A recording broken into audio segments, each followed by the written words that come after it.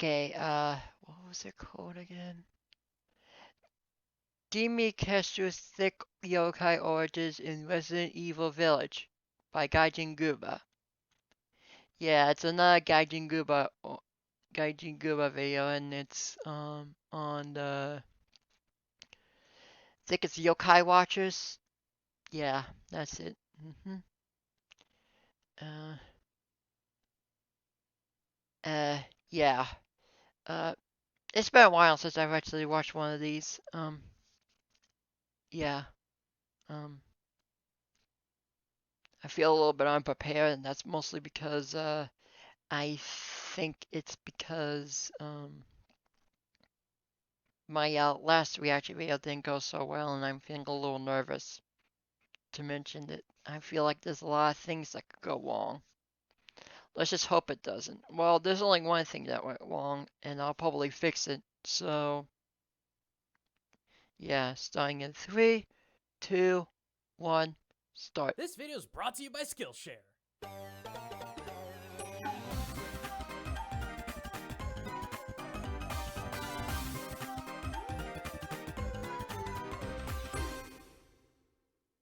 Hey everyone, Gaijin Goombah here, and welcome back to another episode of Yokai Hunters, where Japanese monster and media meet to unravel the origins of gaming and anime's coolest characters. And today... Nope. Stop right there.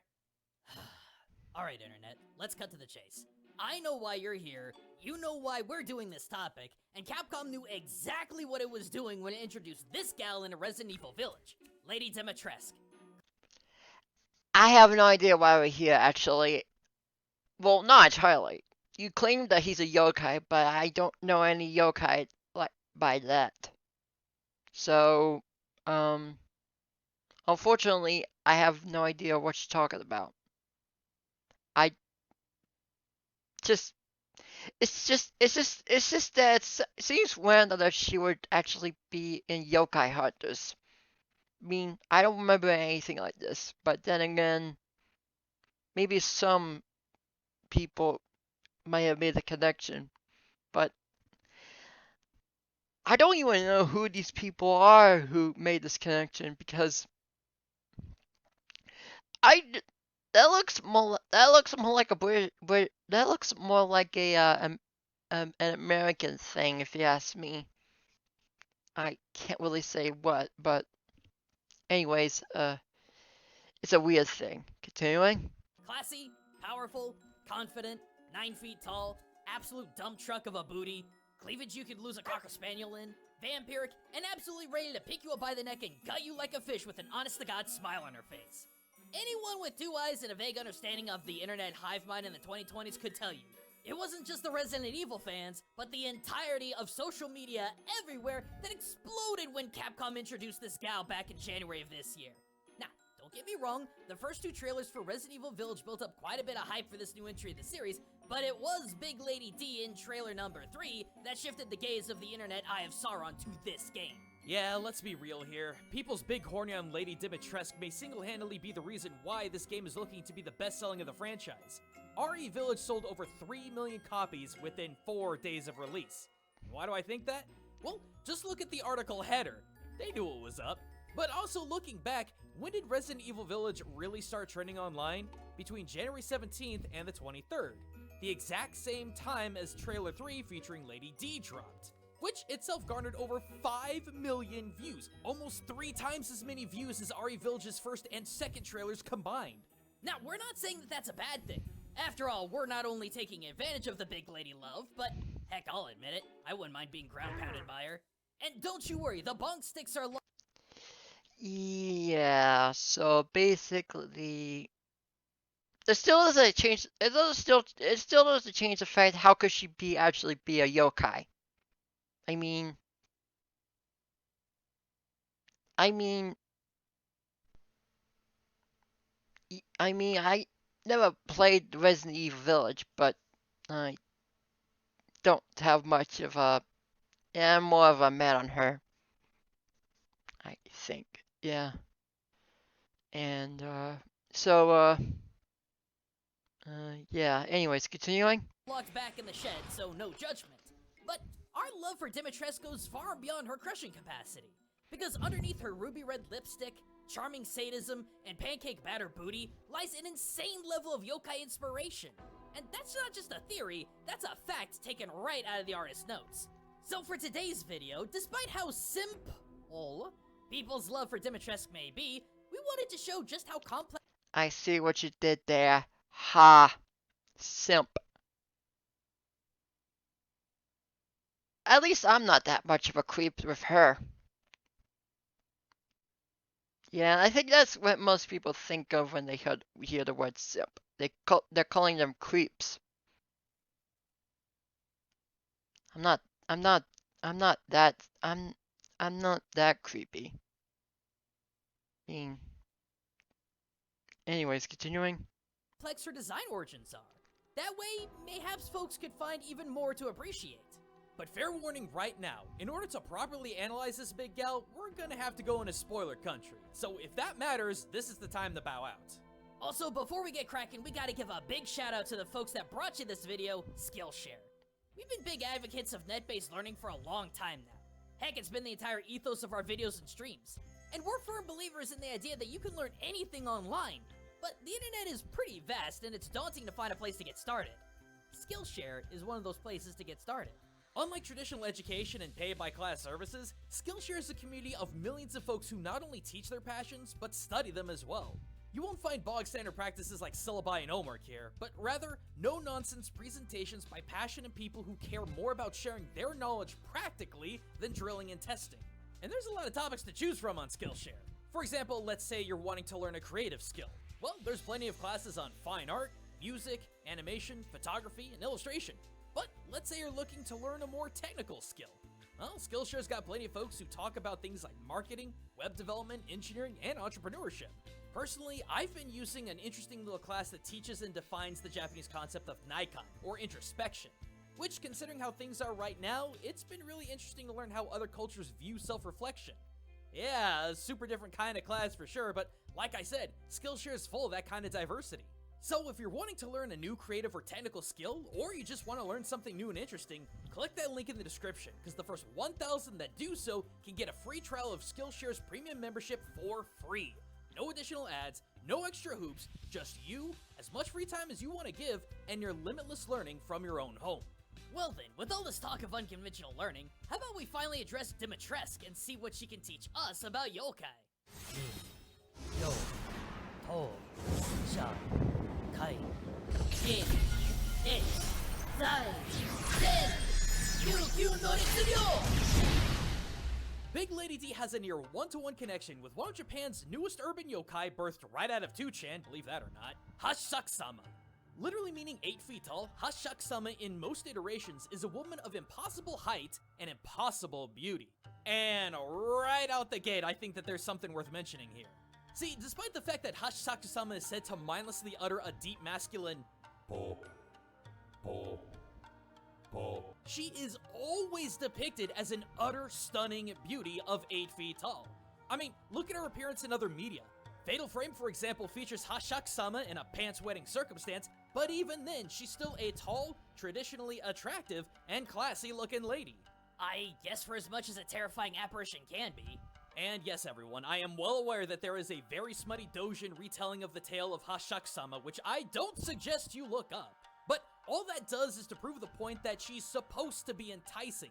It's part of her folklore identity. So for anyone that wants to come out of the woodwork and accuse Lady Dimitrescu as being an over-sexualized design choice, I'd have to make the argument that if the RE8 dev team really was trying to take inspiration from Hashaku-sama, then the decision to make her a tall, sexy lady isn't a stretch by any means. If anything, making her a hook-nosed hag would have been a far worse take trying to portray a cultural icon. So basically, her design was based off the yokai that was a little bit recent.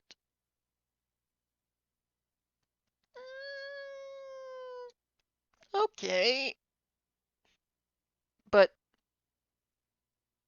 what kind of things has this yokai done recently in ancient folklore or something like that? I'm just saying. I feel like the shape isn't all that what makes a yokai. She has to have some sort of naturality that makes it a yokai. Anyways, continuing. So, to clarify, don't worry if you found yourself simping on Big Lady D. It was kind of the cultural point.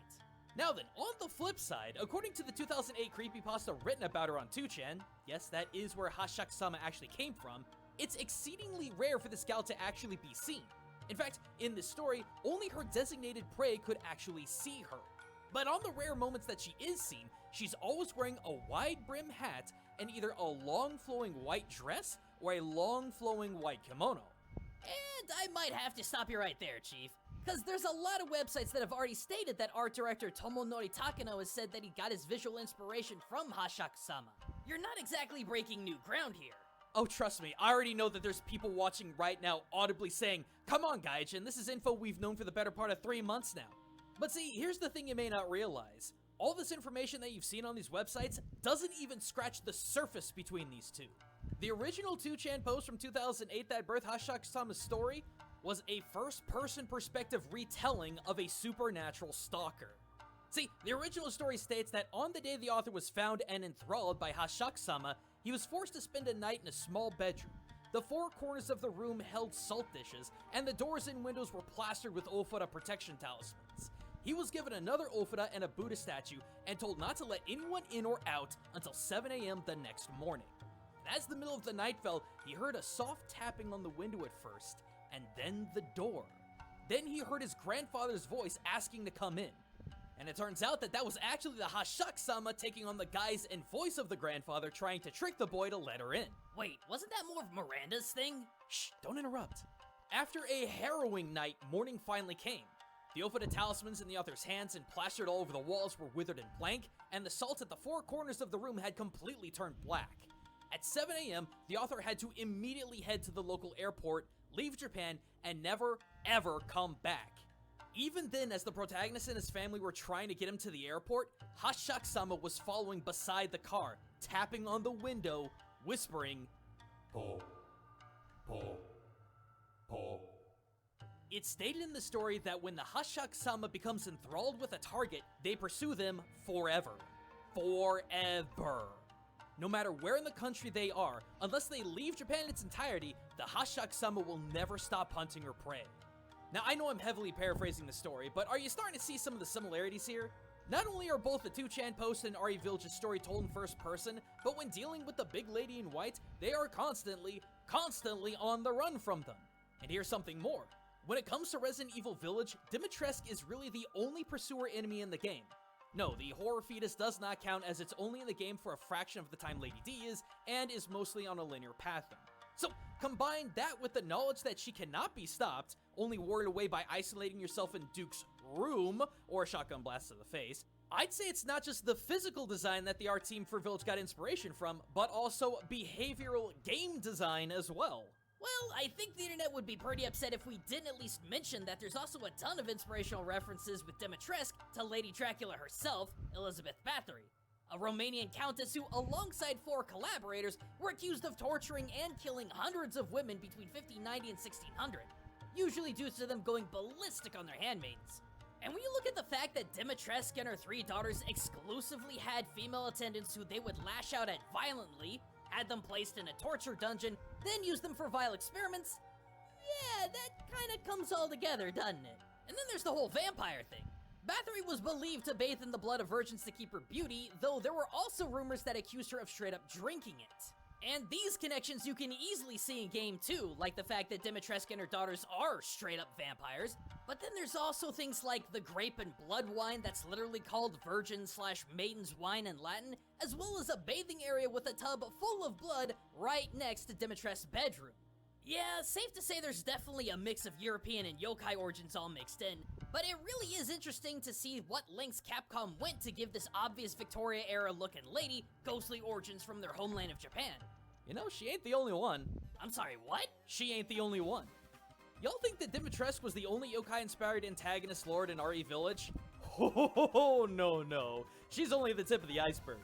Just like Resident Giant Lady, both the fishy lovelorn Mordeaux and the reclusive Donna and her creepy as heck doll Angie both have intense origins with yokai.